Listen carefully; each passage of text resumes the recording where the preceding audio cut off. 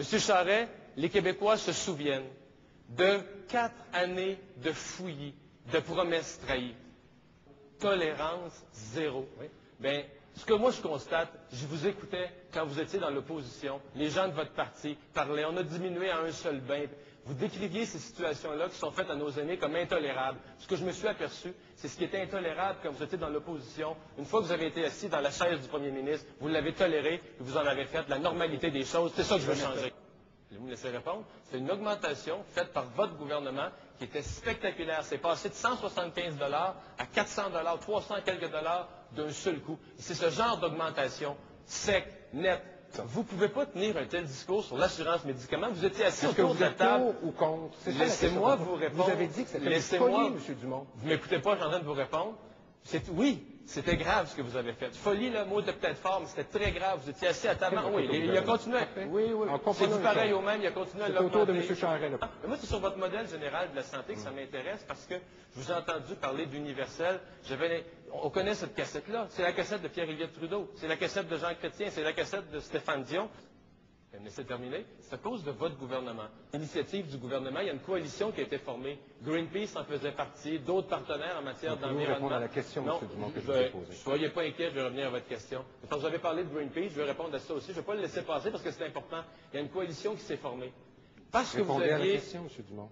M. Boisclair, laissez-moi répondre. Je comprends que vous êtes mal à l'aise avec cette situation-là parce qu'elle n'a pas été à votre honneur. Cette coalition-là, vous n'en étiez pas parce que vous aviez un Conseil national du PQ. Ça, c'est une invention de votre imagination. C'est peut-être un peu complexe, mais il y a des grands enjeux. Puis en ce moment, on est en train de passer comme des dindons de la face. Monsieur Dumont, c'est très complexe, oui, M. Boisclair. C'est le secteur manufacturier québécois qui... M. Boisclair, s'il vous plaît, M. Dumont. C'est très complexe. Vous aviez raison de vous isoler seul parce que vous aviez 2 jours plus tard un Conseil national du PQ que vous vouliez avoir une marge de manœuvre pour faire un discours partisan. Merci, messieurs, c'est terminé. C'est terminé maintenant. D'abord, j'aimerais remercier M.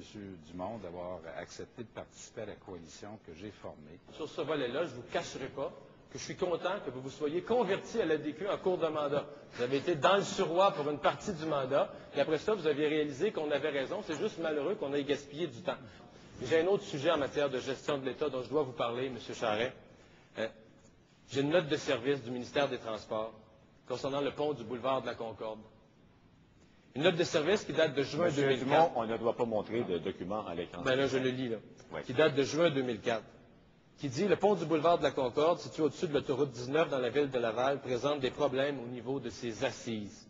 Cependant, un peu plus loin, les dommages aperçus près des côtés extérieurs permettent de soupçonner l'existence d'un problème de désagrégation importante des assises. La présence de fissures, de cisaillements larges sur le porte-à-faux des culées semble tout aussi inquiétante. Un an plus tard, un autre rapport. Monsieur Charest. Quand vous dites aux gens qu'il y a des problèmes au niveau de la dette, vous oubliez de leur dire que la taille de la dette au moment où on a été élus, nous, en 2003, était à 46 Je ne parle pas de la dette, je parle d'un viaduc, une tragédie importante. Vous avez une responsabilité. Un instant, là. Vous sortez un autre lapin de votre chapeau là, sur un document que personne n'a vu ce soir. Moi, je vais vous parler... Un document que je pense que vous avez vu. Je n'ai jamais vu ce document-là. J'ai aucune idée de quoi vous parlez. Donnez-nous des chiffres.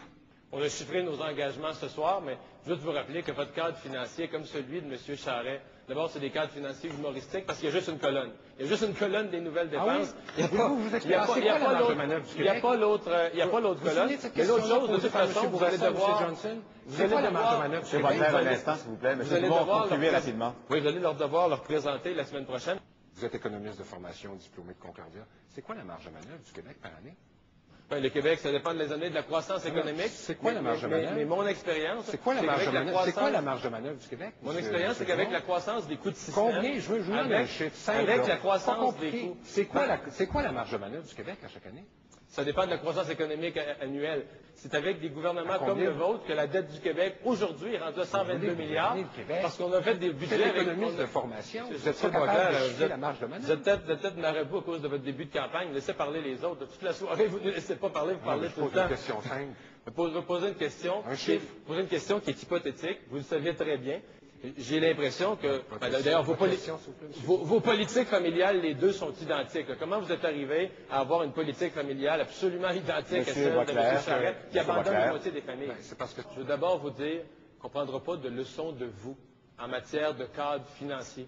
Parce que votre cadre financier de la dernière élection, il reposait sur des baisses d'impôts qui ne sont jamais arrivées. Puis 5 jours après l'élection, vous avez dit aux Québécois de le déchirer. On ne prendra pas de leçon. Puis, de toute façon, tous les partis vont devoir le refaire la semaine prochaine, au lendemain du budget fédéral. Vous reconnaissez vous-même que c'est un budget fédéral qui va avoir un impact énorme sur les finances du Québec. Nous, on l'a refait juste une fois. Deuxièmement. Vous annoncez 4,5 milliards, on annonce un tiers de ça.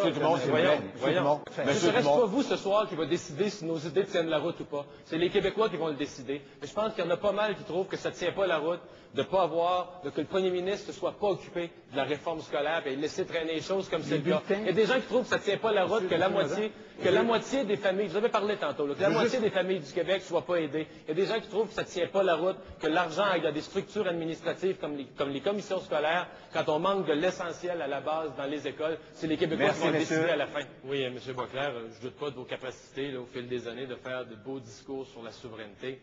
Vous ferez sans doute des discours enflammés sur la souveraineté.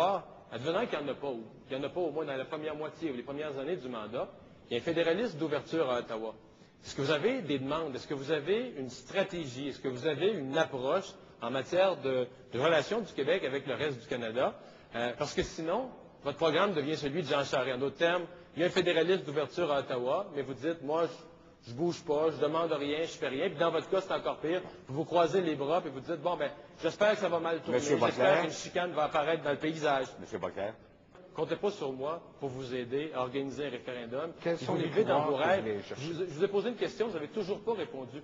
Vous pouvez me dire non, vous n'avez aucune stratégie alternative. En d'autres termes, si vous êtes pris pas de référendum, vous allez vous croiser les bras, vous allez attendre, espérer une chicane, espérer qu'à Ottawa, j'ai pas besoin de chicane, M. Dumont. non, que ça arrête de collaborer. Vous êtes un vieux modèle, vous êtes un vieux politicien, vous êtes un vieux modèle. Vous êtes un vieux modèle. Pensez-vous que votre discours que vous venez de nous faire sur la souveraineté est pensez-vous qu'on est en noir et blanc? Le discours que vous venez de nous faire sur la souveraineté vient de passer en noir et blanc. Pensez-vous qu'en 95 puis 2000... Première chose, là, quand on contrôle le pouvoir fédéral de dépenser, dans les pouvoirs du rapport à l'air, on en règle un paquet. L'éducation, c'est un excellent exemple, parce que M. Charest en était un, quand il était ministre à Ottawa, il voulait empiéter dans les pouvoirs du Québec en éducation. Non. Je veux que le Québec fasse des gains en termes d'autonomie. Vous ne me donnerez pas de leçons. Donnez-moi des pouvoirs. Vous ne me donnerez pas de leçons. Donnez-moi les pouvoirs. Je viens de vous les donner. Non, il n'y a personne qui a compris ça. Oui, tout le monde a compris ça, mais ce que je veux, ce que les gens veulent voyons donc, comprendre, M. Dumont. les gens, ce qu'ils ont compris, c'est que d'abord, vous n'avez pas de stratégie, vous vivez dans votre rêve d'un référendum.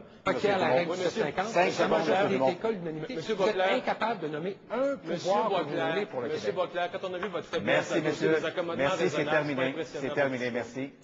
Je comprends. Vous voulez abolir Emploi Québec, Conseil de fédération, vous voulez abolir les commissions scolaires, vous voulez abolir en plus le Fonds des générations. Je Les comprends conseils que c'est d'agglomération aussi, les conseils d'agglomération Oui, que vous avez créés dans les fusions, défusions, la- confusions. Oubliez-les pas, les L'argent du conseils Conseil des d'agglomération. fédérations va aller où? Vous allez prendre l'argent. Ouais. C'est très On typique veut- de tout ce en que vous avez passant- fait pendant en la passant- campagne. En passant, juste pour rétablir les faits, vous n'êtes pas fort dans la vérité. Emploi Québec, on veut le renforcer, pas l'abolir.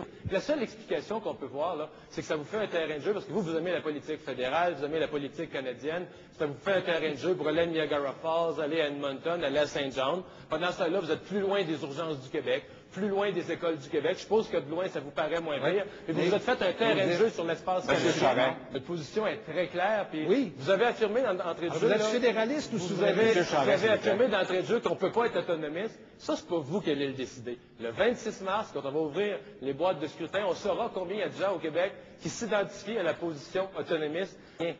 Il n'y a rien. Il n'y a pas de demande pour l'avenir. En fait, vous êtes le premier premier ministre du Québec. Vous êtes le premier premier ministre du Québec Monsieur qui Charest. demande moins que le premier ministre du Canada offre. Monsieur Jamais fermer de porte à Ottawa. Monsieur Jamais Charest. fermer les portes d'aller siéger à Ottawa un jour. Ah oui. Puis qui vous a demandé d'être candidat au fédéral dernièrement? J'ai fermé les portes. Ah vous, oui. vous êtes toujours gardé Moi, ces ça, portes-là moi, ouvertes. jamais personne C'est pour ça que vous êtes plus populaire aujourd'hui Monsieur- à Winnipeg. Monsieur Dumont. Vous êtes plus populaire à Monsieur Winnipeg qu'à Dumont. Montmagny.